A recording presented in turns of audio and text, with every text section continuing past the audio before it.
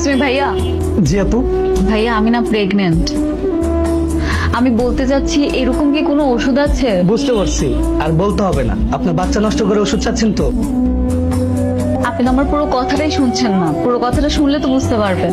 আমি আসলে বলতে চাচ্ছি আপনার দোকানে এরকম কোনো ওষুধ আছে যেটা খেলে পেটে বাচ্চা হয়?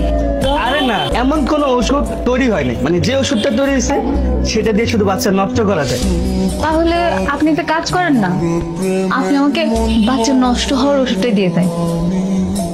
এরকম কোন ওষুধ বিক্রি করা এবং খাওয়া আইনত দণ্ডনীয় অপরাধ। আমি দিতে পারবো। এই ফার্মেসির দোকানদারের সাথে এত ফুসুর ফুসুর কিসের? তার মানে কি এই বাচ্চার বাবা ফার্মেসির দোকানদার? বিষয়টা তো সন্দেহজনক। কি অদ্ভুত কাস্টমার। কে বাচ্চার বাবা পাওয়া গেল? হ্যাঁ বাবা। কে? ফার্মেসির দোকানদার। তাই কি করে বুঝলি তুই ফার্মেসির ওই লোকে এই বাচ্চার বাবা? আমি নিজ চোখে দেখেছি ফার্মেসির লোকটার সাথে প্রচুর প্রচুর করতে। কারোর সাথে ভুল করলেই কি সে বাচ্চার বাবা হয়ে যায় নাকি? হ্যাঁ, আমি শিওর ছিলাম ও নিশ্চয়ই আমাকে কোনো মেডিসিন খাইয়েছে, যার কারণে আমি প্রেগনেন্ট হয়ে গিয়েছি। সেজন্যই তো গিয়েছিলাম ফার্মেসিতে, কেন আমি প্রেগনেন্ট হলাম সেটা জানার জন্য। মেডিসিন খেলে কি কেউ প্রেগনেন্ট হয়ে যায়? হয় না?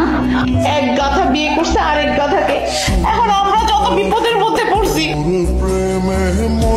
কিরে কি অবস্থা? ভালো আছি দোস্ত। শুনলাম তুই নাকি বিনা দাওয়াতেই বাবা হয়ে গেছিস। আমি বাবা হতে যাচ্ছি সেটা তো আমি নিজেই জানি না, আর ও যে মা হতে যাচ্ছে এই বাচ্চার বাবাকে ও জানে।